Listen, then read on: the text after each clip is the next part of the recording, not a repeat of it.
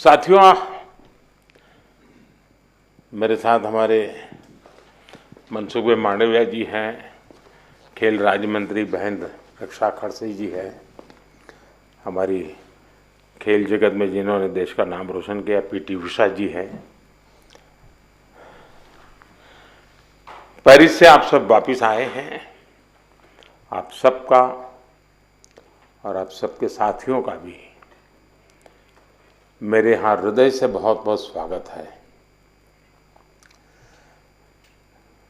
मैंने जिस उमंग से आपको पेरिस के लिए विदाई दी थी, उतने ही उमंग से मैं आज आपका फिर से स्वागत कर रहा हूं।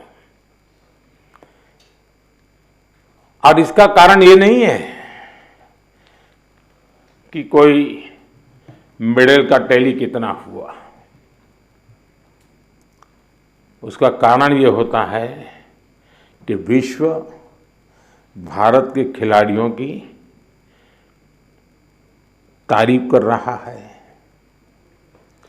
उनके हौसले, उनके डिसिप्लिन, उनके बिहेवियर मेरे कानों पर सब जगह से बातें आती हैं और ये सुनता हूं तो बड़ा गर्व होता है जी कि मेरे देश के खिलाड़ी मेरे देश के लिए ही खेलते हैं।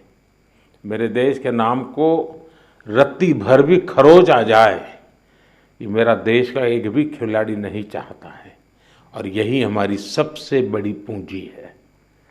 और उसके लिए ये पूरी टीम बहुत बहुत बधाई के पात्र है। साथियों, आप सबने पूरी दुनिया में भारत के तिरंगे की स्थान बढ़ा करके देश वापस लौटना और मेरे निवास पर आपका स्वागत करने का मुझे अवसर मिलना, मैं इसे मेरा अपना गौरव मानता हूं। और पेरिस जाने से पहले जो जाते हैं उनको भी पता होता है कि हमें अपना बेस्ट देना है और मैंने हमेशा यही कहा है सबको कि आपको अपना बेस्ट देना है और आपने दिया है। दूसरी बात है, हमारे खिलाड़ी उम्र में बहुत छोटे हैं और अभी से ये अनुभव मिला है तो आगे हमारे पास एक लंबी समय है अधिक अचीव करने का और वो आप जरूर करेंगे। इस अनुभव का लाभ देश को मिलेगा। साथियों, पेरिस ओलंपिक्स भारत के लिए कई मायनों में ऐतिहासिक रहा है। इस ओलंपिक्स में देश के लिए जो रिकॉर्ड्स बने वो देश के कोटि कोटि नौजवानों को प्रेरणा देंगे। आप देखिए, ओलंपिक्स के करीब 125 साल के इतिहास में ये मनु हमारी पहली बेटी ऐसी है जिसने भारतीय खिलाड़ी के रूप में इंडिविजुअल इवेंट में 2 मेडल जीते हैं।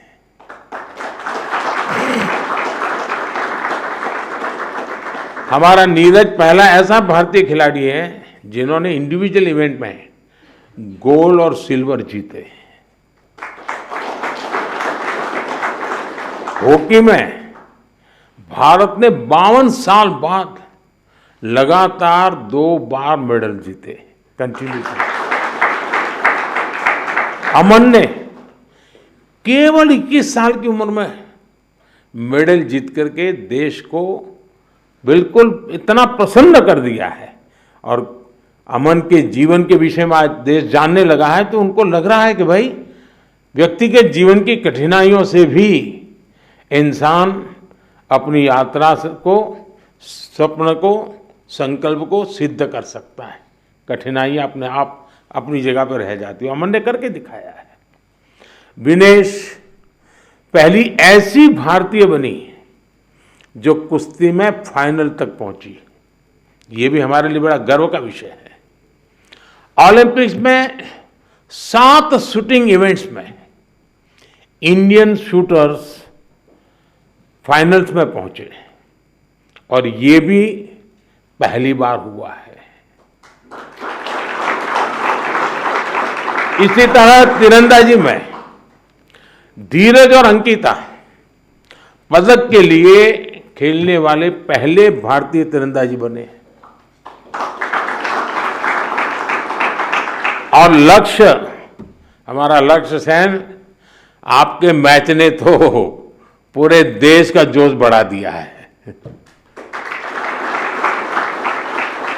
हमारे लक्ष्य भी ओलंपिक में सेमीफाइनल तक पहुंचने वाले एकमात्र पुरुष बैडमिंटन खिलाड़ी बने हैं।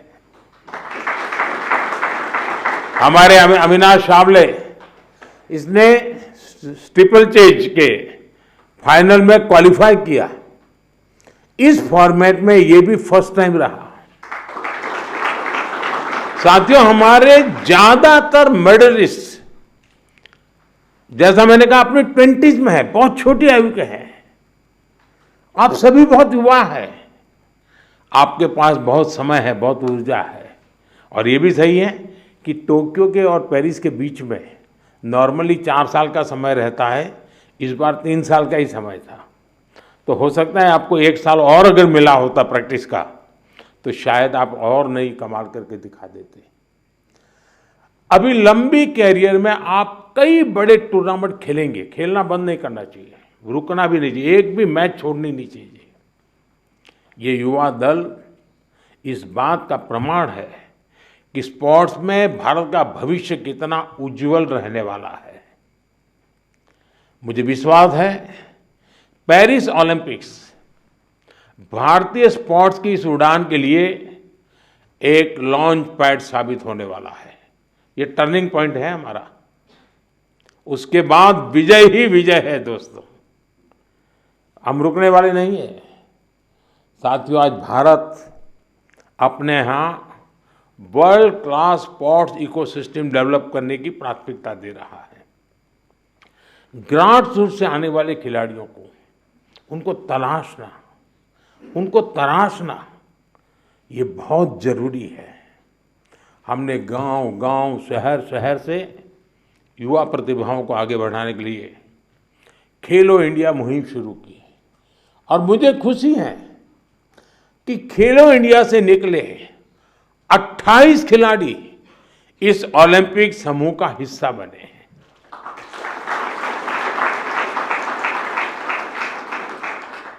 अमन है, अनंतजीत है, धीरज है, सर्वजोत है, इन सब ने खेलो इंडिया एथलीट के रूप में अपनी जर्नी शुरू की थी।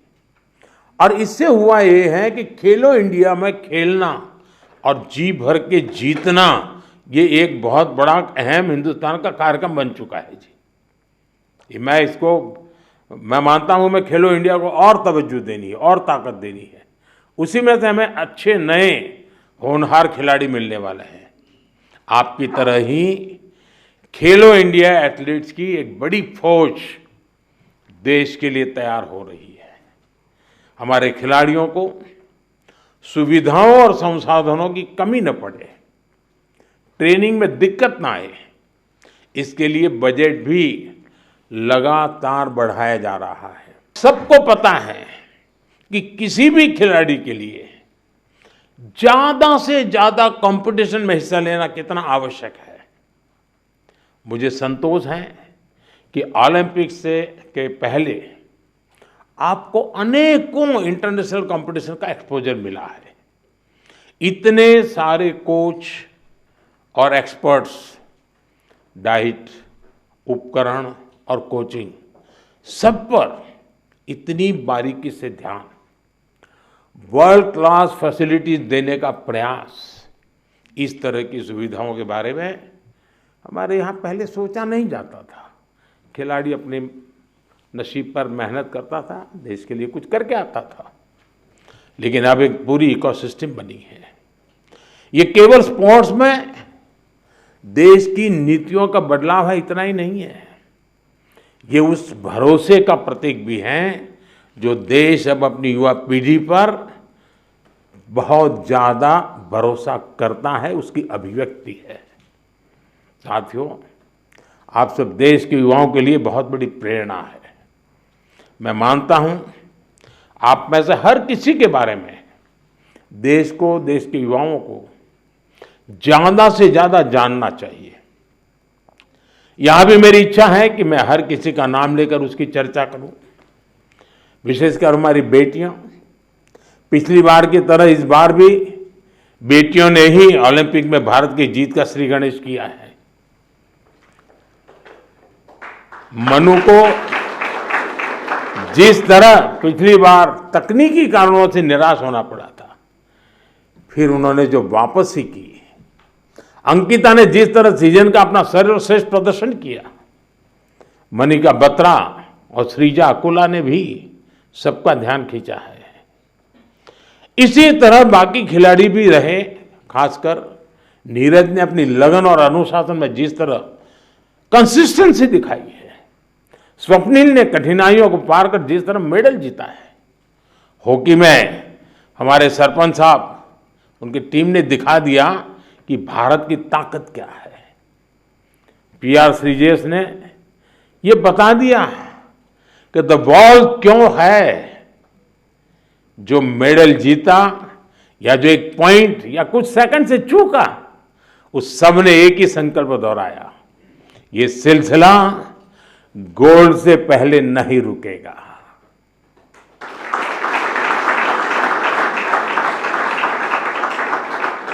मैं मानता हूं इससे देश के युवाओं को बहुत कुछ सीखने को मिलेगा।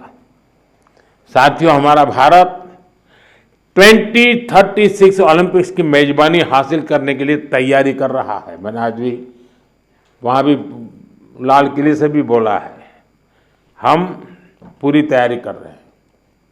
ऐसे में कई ऐसे एथलीट्स जो पिछले ओलंपिक्स में भी खेल चुके हैं, उनके इनपुट बहुत महत्वपूर्ण है। आपने वहां बहुत कुछ ऑब्जर्व किया होगा, बहुत कुछ देखा होगा। ओलंपिक की प्लानिंग से लेकर के वहां की व्यवस्थाओं तक, स्पोर्ट्स मैनेजमेंट से लेकर इवेंट मैनेजमेंट तक, आपने अनुभव, अपने ऑब्जर्वेशंस, हमने इसको लिख कर रखना चाहिए, वो सरकार को साझा करना चाहिए, ताकि हमें 2036 की तैयारी में ये जो छोटी छोटी बारीक चीजें खिलाड़ी देख करके आता है, उससे और जो कमी नजर आती है वो भी हमें 36 की तैयारी के लिए काम आएगी। तो एक प्रकार से आप मेरी 36 की टीम के फौजी है, आप सबको मेरी मदद करनी है, ताकि हम 2036 में दुनिया में अब तक न हुआ हो ऐसा ओलंपिक कर करके मेजबानी करके दिखाएं।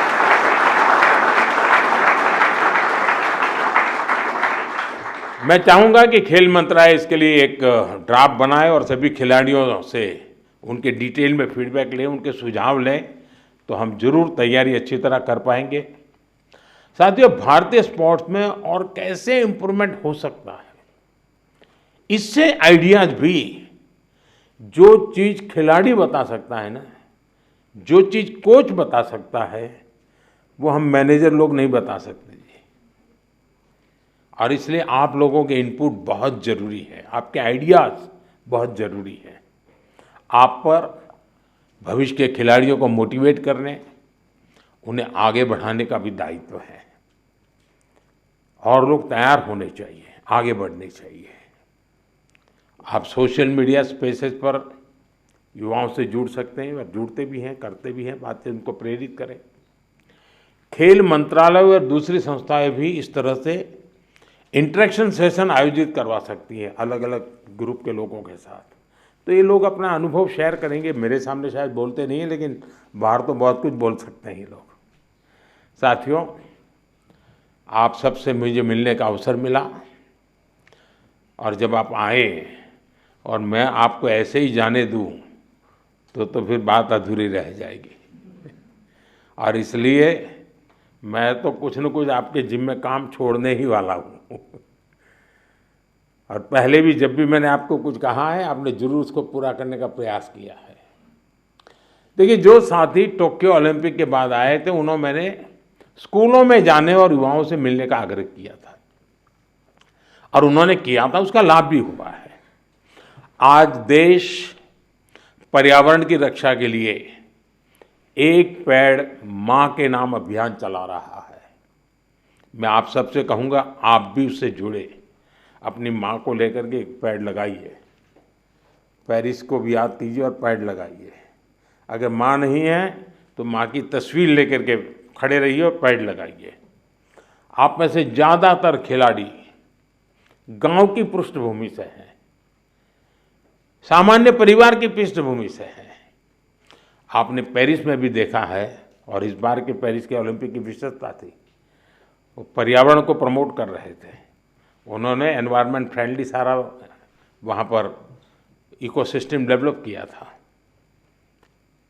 आप भी अपने गांव जाए तो वहाँ के लोगों को नेचुरल फार्मिंग, प्राकृतिक खेती, केमिकल फ्री खेती, हमारी धरती माता की भी रक्षा हमको करनी है, ये बात उनको बताइए।